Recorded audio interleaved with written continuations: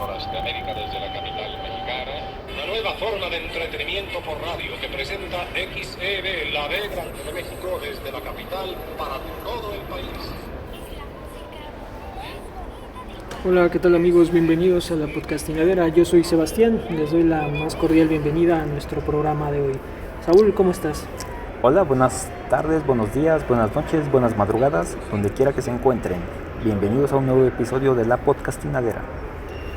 Pues hoy, como en otras ocasiones, pues seguimos rememorando el pasado, pero hoy nos vamos a dedicar a la radiodifusión en nuestra ciudad, o más bien en el país.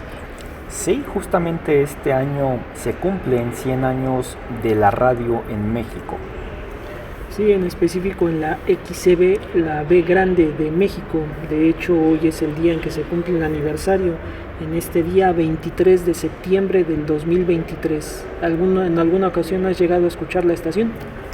La XCB, la B Grande de México, sí es una estación icónica de la radiodifusora de la frecuencia modulada, la amplitud modulada, AM, frecuencia modulada es FM, pero ya estaremos hablando sobre estas diferencias. Pero sí, la cortinilla de entrada que escuchábamos, pues hace referencia a esta estación.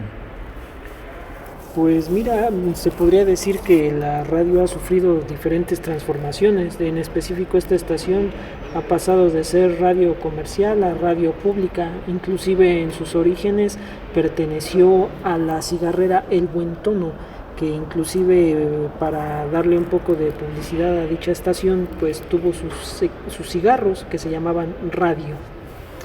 Sí, ese es un nombre muy peculiar sobre una marca de cigarros, que me imagino que era parte de esta nueva visión comercial que empezaron a tener las emisoras, haciendo un poquito de rememoranza histórica sobre los orígenes de la radio. Pues recordemos que las primeras transmisiones se dieron en el año de 1921, justamente con motivo de los 100 años de la independencia mexicana, justamente para conmemorar la firma de los tratados de Córdoba. Se hizo una transmisión de radio desde Veracruz, justamente con aquel entonces presidente Álvaro Obregón. Y pues las primeras transmisiones pues fueron sobre sucesos pues más bien sociales y políticos, pero justamente unos meses después de esto, en la Ciudad de México empezaron los famosos hermanos Gómez Fernández a hacer sus primeras transmisiones desde aquel Teatro Ideal de la Ciudad de México, que estaba justamente sobre la calle de Donceles. Y pues en esa transmisión pues ellos solo transmitían 2 horas a la semana. No había transmisiones continuas como ahora. Si uno encendía su radio receptor, que también eran pocos, pues igual solo escuchaba estática. Y pues me imagino que de ahí fue donde se empezó a popularizar esta frase icónica de los locutores, de escúchenos la próxima semana a la misma hora y por el mismo canal. Justamente para que la gente supiera que iba a haber transmisión, o te decían el horario en que iban a transmitir. No sé, me imagino que ellos decían escúchenos el próximo domingo en punto de las 8 de la noche para nuestro próximo episodio, o no sé. Y justamente había que dar esa información de esa manera para que la gente estuviera atenta una semana después, para encender su radio en esa frecuencia y poder escuchar lo que iban a transmitir. Pero bueno, estos hermanos fueron de los primeros en transmitir música en su programa. Pero justamente algo muy importante de estas primeras transmisiones es que todo era en vivo. El músico que te cantaba la canción pues estaba en la cabina de radio cantando en vivo o tocando en vivo, y así era como se comenzó a hacer, cosa que hoy es pues muy complicado de imaginar, que toda la programación estuviese tocada en vivo. Pero bueno, unos años después pues empezó a dar el nacimiento de varias radiodifusoras, entre ellas la famosa XCB, que era parte de la compañía cigarrera, los tabacos El Buen Tono. Y pues justamente acompañados de esta visión más comercial, pues también fue el nacimiento de la famosa XCW, del aquel entonces pues comerciante Emilio Azcárraga Vidaurreta, el iniciador del famoso imperio de telecomunicaciones que actualmente conocemos como Televisa. Pero bueno, es muy interesante la historia de la radio, cómo primero comenzó siendo un experimento social y científico y también de transmisión cultural y educativa a esta otra visión comercial donde se publicitaba todo. Anécdotas debe haber infinidad de ellas, pero hay una que me llamó mucho la atención y esto ocurrió en el año de 1929, cuando todavía pues Agustín Lara no tenía los pergaminos que llegó a obtener tiempo después, pero se menciona que cuando él llegó a entrar a la XCB, su primer pago fue una polvera esmaltada y un paquete de cigarrillos Canela Pura que eran fabricados precisamente por dicha empresa. Eso nos da a notar que en sus inicios la radiodifusión llegó a tener pues las auténticas carencias de entonces. Nadie hubiese pensado que en un momento como el de ahora pues son todo, como lo acabas de llamar, todo un imperio. Bueno, se antojan esos cigarros de canela, no sé. me comencé a imaginar un poco al buen Agustín Lara al piano con el típico cigarro en la boca. Obviamente sin tomarlo con las manos porque las mantenía ocupadas en las teclas, pero no sé, creo que es una imagen pues muy representativa de este músico y que de alguna forma son imágenes que están allí en lo que reconocemos, pues las personas que hemos visto el cine de oro, los que hemos escuchado esta música de los años 30, 40, 50, y que pues la primera imagen que se nos viene a la mente es Agustín Lara sentado al piano con un cigarro en la boca, que de alguna forma pues tiene una conexión con la publicidad. Y bueno, a través de ello pues la radio empezó a sufrir diversas transformaciones, como mencionaste en un principio, pues los espectáculos en vivo. Pedro Infante también puede dar fe de ello, ¿no? De hecho creo que fue uno de los primeros artistas también de gran renombre en acudir a dichas formas de entretener a la gente, porque realmente antes que otra cosa de ser un experimento se convirtió en toda una industria del entretenimiento. Tan es así que hoy pues siguen manejando las dos radiofrecuencias, como mencionaste en un inicio, la de amplitud modulada, frecuencia modulada, y hoy inclusive pues podemos verlo en la digitalización de la misma señal. Diversas plataformas que se dedican a este tipo de contenidos pues ya nos dan la posibilidad inclusive de escucharla de otras latitudes en el mundo. Sí, pero bueno, antes de llegar a la radio por internet, la radio digital, pues vayamos un poco más paso a paso por toda esta aventura de la radio en los 100 años que lleva de existencia en nuestro país, que justamente retomando un poco lo que mencionabas de los grandes cantantes o las grandes estrellas que cantaban en la radio, pues eso era algo más bien común en los años 20 y 30, cuando la radio pues tenía sus inicios, y que justamente en los años 40 pues la visión empresarial del famoso Emilio Azcárraga Vidaurreta pues fue la de empezar a grabar algunos de sus programas en cintas magnéticas o en discos de acetatos y comenzar a vender esas producciones grabadas a otras radioemisoras más pequeñas que no tenían el dinero para esas producciones, y que justamente así comenzó a generar su imperio. Y así fue como él también comenzó a firmar a grandes estrellas, pero justamente los años 40 pues fueron una época pues casi de una guerra comercial por ver cuál de las grandes radiodifusoras firmaba a los mejores cantantes como artistas exclusivos. Ya mencionabas el caso de la XCB con Pedro Infante, pero pues hubo otros grandes intérpretes de la época que firmaron con otras radiodifusoras. Sí, y ampliando este espectro que se fue ampliando de manera paulatina, pero también bastante notoria. Recordarás que en algún momento en otro de nuestros episodios, en específico en el de la carpa al teatro, que también si nos hacen el favor de escuchar en algún momento, pues tú me llegaste a mencionar que la diversificación del teatro en estos momentos no tendría el impacto que en su momento tuvo en la radiodifusión como tal o en la historia de la misma, y esto se llegó a dar, y de nuevo mencionamos a la XCB cuando se contrató a Virginia Fábregas, Esperanza Iris, que también la mencionamos, y Gloria Iturbe, que eran actrices de la escena teatral. Entonces ahí fue donde se empezaron a dar las dramatizaciones a través de teatro del aire. Tú que eres una persona muy apegada a este tipo de arte y cultura, ¿qué nos podrías mencionar en estos momentos si esto realmente tendría el efecto?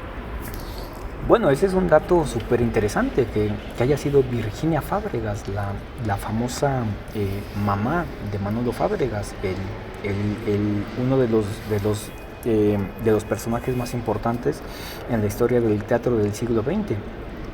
Pero bueno, retomando a Virginia Fábregas y a Esperanza Iris, pues sí, eran de las actrices más famosas en el teatro de aquella época, y justamente su incursión en la radio pues fue para empezar a generar lo que posteriormente se conoció como las radionovelas, pero en los inicios era una especie de radioteatro, que suena muy raro hablar de radioteatro, pero justamente las primeras transmisiones pues tenían a estas intérpretes recitando o actuando alguna escena en vivo en el programa. Recordemos que también en una de las primeras transmisiones en los años 20 pues había algunos poetas como Manuel Maples Arce, el famoso estridentista, que hizo un poema a la radio y lo empezó a recitar en vivo en la transmisión. Justamente todo este tipo de actividades que ahora nosotros crecimos viéndolas como algo de la vida cotidiana, ver un programa donde la gente actúa o la gente habla poesía o la gente canta ya grabados, pues en aquella época se hacían pero en vivo. Y estas son los inicios, son los verdaderos precursores de toda la industria del entretenimiento con la que nosotros nacimos y hemos crecido, y como la conocemos como una parte de nuestra cotidianidad. Pero imaginemos que en aquella época no existía esto y era algo novedoso. Y bueno, posteriormente, como mencioné, pues también se empezó todavía a ampliar muchísimo más espectáculos deportivos, espacios de noticias, lo mismo empezar a juntar a los mejores talentos que se tenían, que inclusive hasta llegaron a aparecer en la cinematografía nacional, en el caso específico del señor Julio Sotelo, que era bastante experimentado en la cuestión de narrativa taurina, futbolística y boxística inclusive.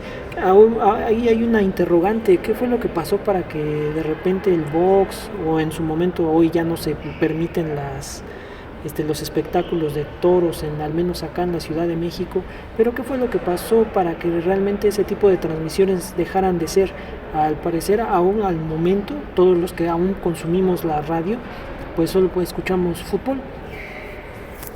Bueno, tiene mucho que ver la mercadotecnia que ha imperado, y obviamente los intereses económicos de las empresas que se dedican a estos medios pues de comunicación. Ellos actualmente pues empiezan a firmar y a transmitir lo que realmente deja ganancias económicas.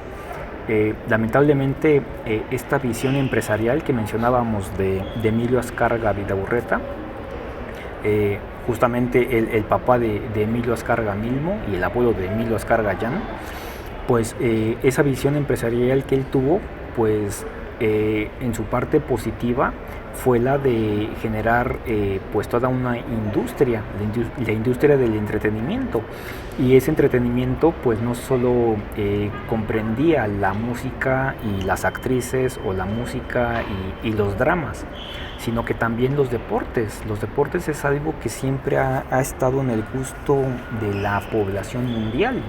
Incluso, pues recordemos que en los años 20 una de las primeras transmisiones en el estado de Hidalgo, en Pachuca, pues fue una pelea de box que empezaron a captar señales de una radiodifusora de Estados Unidos y la retransmitieron en Pachuca. Pero justamente el box fue un deporte muy popular en la radio. Hay películas, por ejemplo, Pepe el Toro del cine mexicano, donde vemos una escena donde está una de estas protagonistas escuchando la pelea de Pepe el Toro por la radio. Que sentada en la sala encendían el radio y se ponían a escuchar la transmisión de box. Actualmente, como tú bien mencionas, ya no hay tantas transmisiones ni de box, ni de toros, ni de otros deportes que no sean fútbol, justamente porque son deportes que ya no entran en el espectro de interés comercial, pero sí del interés de cierto público que genuinamente le gusta el box o le gustan los toros o le gustan esos deportes. Pero sí tiene mucho que ver con la ley de los mercados. Si te deja dinero, lo transmites, si no, pues olvídalo. Y sí, aquí entra mucho, son diferentes interrogantes las que luego nos podemos plantear.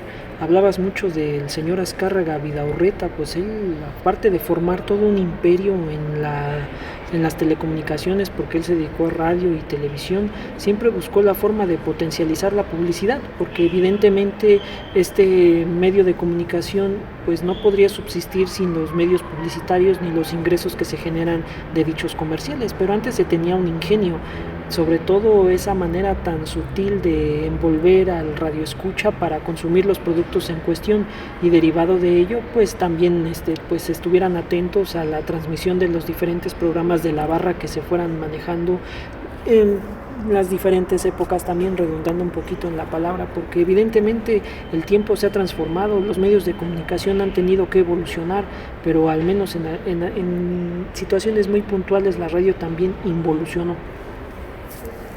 Pues esa involución, pues yo no lo llamaría así, más bien obedece a la existencia de nuevos medios de comunicación. Pues como tú ya decías, la incursión de la televisión, la invención de las redes sociales, del internet, pues son cosas que han ido disminuyendo la preferencia de la radio como un medio de comunicación, pero no obstante, la radio sigue siendo uno de los medios de comunicación que más penetración tienen pues a nivel nacional. El 98% de la gente en México, según los estudios de los institutos de telecomunicaciones, señalan que el 98% de la gente en México escucha la radio, tiene acceso a este medio de comunicación. Cifras pues mayores que la televisión o que el internet, ni se diga. El internet pues a lo mucho llega al 70%, 80% de la población, yéndome a cifras muy optimistas, pero en nada se acercan a la penetración de la radio actualmente. Pues en los diferentes espacios que yo he tenido la oportunidad de manifestarlo, lo he escrito, lo he mencionado, lo digo ahora, para mí la radio es el mejor medio de comunicación del mundo, pero me gustaría que tuviera todavía mucho más plataforma, porque evidentemente no podemos estar pegados ni todo el tiempo a los teléfonos celulares, no puedes estar mirando la televisión todo el tiempo. El radio te ofrece muchísimo por tan poco, inclusive los dispositivos ahora es un poquito más fácil de adquirirlos. No sé si lo mencionamos en algún momento, pero antes tener un dispositivo de ellos pues era bastante costoso, inclusive hasta otra vez rememorando al cine mexicano, en distintas cintas mencionan que inclusive hasta los radios llegaban a dar al empeño precisamente por el alto valor que tenían en ese entonces.